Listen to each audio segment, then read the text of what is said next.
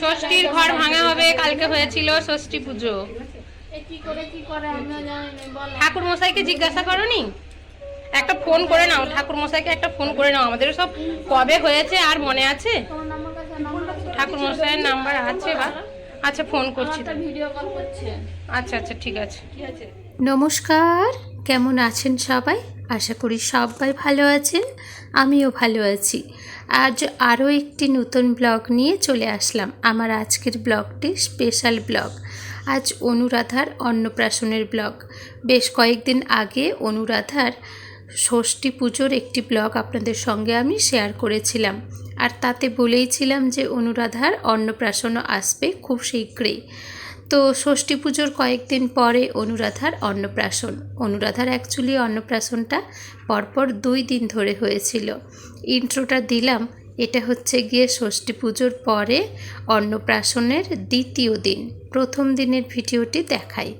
তো এই দ্বিতীয় দিনে আমাদের বিল্ডিংয়ের সমস্ত দাদা ভাইরা সবাই মিলে একসঙ্গে রান্নার কাজে ব্যস্ত ছিলেন। অনেক কিছু আইটেম হয়েছিল, আর এই সমস্ত রান্না ওনারা নিজেরাই করেছিলেন। আজকে আমাদের অনুরাধা ভাত খাবে। ওই বাবা রে, ওই বাবা কে ভাত খাবে? পনির অন্নপ্রাশনের ডেকোরেশনের দায়িত্বে, তাই তো? মালা গাঁথছে অংশিকা।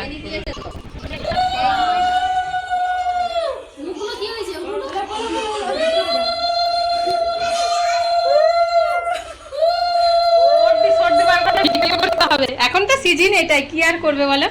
ওই তোর এখানে এমনি মোটামুটি হয়ে গেছে তো, আমি সেখানে যে পায়েসগুলো করব, পায়েসের জিনিসগুলো আমাকে এখানে আছে বললো অংশিকার মা, আমাকে সাইড করে দে। এটাই শুধু একটু কিশমিশ ভেজানো আছে, তাই তো? সেখানে কতটা চালের পায়েস হবে? আর ঘিটা যে একটা নিয়ে আসলো কাটা হলে, হ্যাঁ এটা এখানে কাটা হলো। হুম হুম আচ্ছা, একটু এলাচ দে, চিনি, দুধ আছে। আমি ওকে জিজ্ঞাসা করব,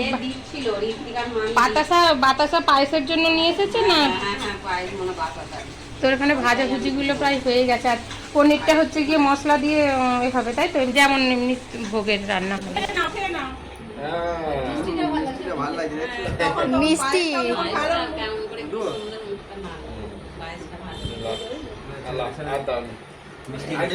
এই যে আজকে আমাদের অনুরাধার হচ্ছে গিয়ে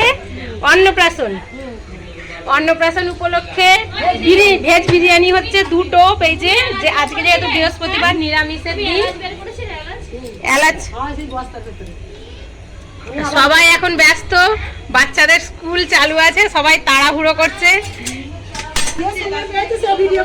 সে সময় করেছে। এখন ষষ্ঠী ঘর ভাঙা হবে, মা ষষ্ঠীর কালকে পুজো হয়েছে, এখন ষষ্ঠী ঘর ভাঙা হবে। চলো, এই বড় টোপটা আর কতক্ষণ বসানো থাকবে?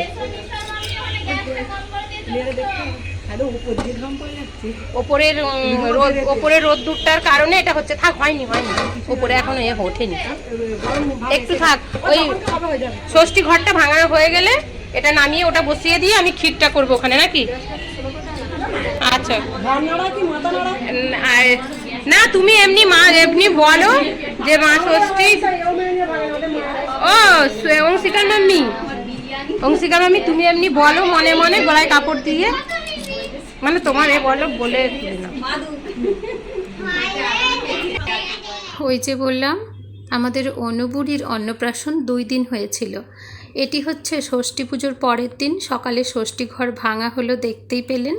আর আজ হচ্ছে বৃহস্পতিবার ছিল, আর আজ প্রথম বাচ্চাদের তো মুখে মাছ ঠেকাতে নেই বা আমিষ ঠেকাতে নেই, সেই জন্য আজ নিরামিষ অন্নপ্রাশন। নিরামিষ অন্নপ্রাশনে অনুবুড়ির কিছু আলাদা রান্না হয়েছিল, আর সবার জন্য হয়েছিল ভেজ বিরিয়ানি। ও তোর বাবা আবার খেয়ে রেস্ট নেবে, আরো কত কি। আজকে অংশিকার পাপার ছুটি।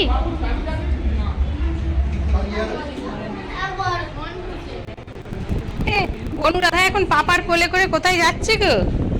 হ্যাঁ, ও ও বাবা, ঠিক কথা ঠিক কথা। আর এই হচ্ছে আমাদের অনুবুড়ির অন্নপ্রাশনের দ্বিতীয় দিনের ভিডিও, যেটা কয়েকদিন পরে ছিল, একটা রবিবার। আজ সবাই ভীষণ ব্যস্ত, দাদা ভাইরা রান্নার কাজে ব্যস্ত।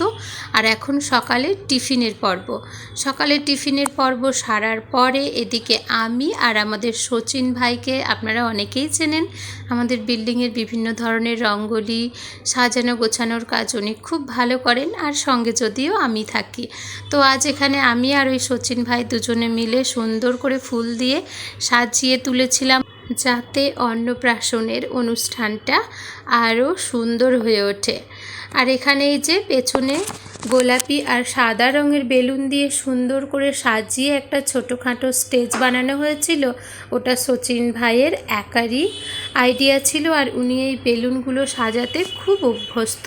তবে হ্যাঁ, একটা কথা আপনাদের সঙ্গে শেয়ার না করে থাকতে পারছি না, অন্নপ্রাশনের অনুষ্ঠানটা কিন্তু সত্যি অসাধারণ হয়েছিল। তবে আমি আমার নিজস্ব প্রবলেমের জন্য ভিডিওটা এডিট করে উঠতে পেরেছিলাম না।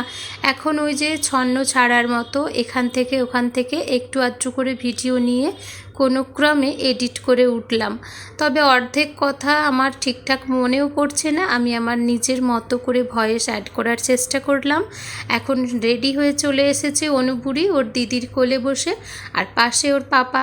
মা তো আছেই, কিন্তু মা ভীষণ ব্যস্ত, যেহেতু আজ অনেক আত্মীয় স্বজন এসেছেন, ওনাদেরও তো আপ্যায়নের একটা ব্যবস্থাই থাকে। যতই সবাই অন্যজন করে দিক না কেন, তবুও নিজের আত্মীয় স্বজনকে নিজেদের ওয়েলকামটাও তো করতে হয়। আর এখানে অনুবুড়ি বসে পড়েছে খেতে, অনুবুড়ির মা খাইয়ে দিচ্ছে। কি ভাগ্য আমাদের অনুবুড়ির, 2 দিন ধরে অন্নপ্রাশন। ওদিকে অনুবুড়ির খাওয়া দাওয়া কমপ্লিট। এখন অনেক আত্মীয় স্বজন, আর আমাদের ছাদটা তো অনেকটাই বড়, সেই জন্য খুব একটা অসুবিধা হয় না। ও হ্যাঁ, আপনারা হয়তো ভাববেন যে এত গরমে ছাদের মধ্যে আবার দুপুরবেলা অন্নপ্রাশনের খাওয়া দাওয়া। আসলে তখন তো শীতের সময়টা বলতে পারেন ছিল, আর এতটাও গরম ছিল না। আর আমাদের ছাদটা অনেক বড় হওয়ার কারণে বেশ খোলামেলা, সেই রকমভাবে কোনো অসুবিধাই ছিল না।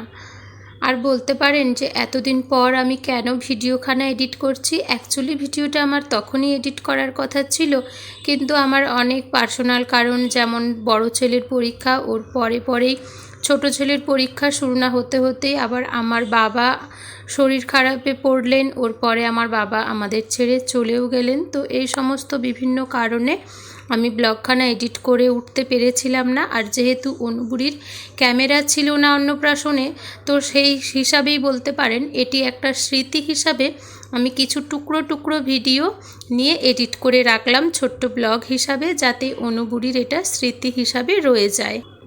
আমাদের অনুরাধার 2 দিনের অন্নপ্রাশনের ব্লগ এখানেই শেষ। এখন অনুবুড়ি বসেছে ওর গাড়িতে।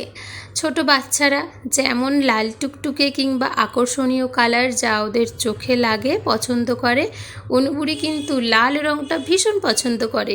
এটা কিন্তু একটা কমন ব্যাপার, বেশিরভাগ বাচ্চারাই সবাই লাল রঙটা বেশি পছন্দ করে। অনুবুড়ি একটা লাল টুকটুকে জামা পরেছে, আর ওর গাড়ির মধ্যে লাল লাইটখানা দেখে কখনো হাসছে বা কখনো কাঁদছে। এই প্রথমও গাড়িতে বসেছে।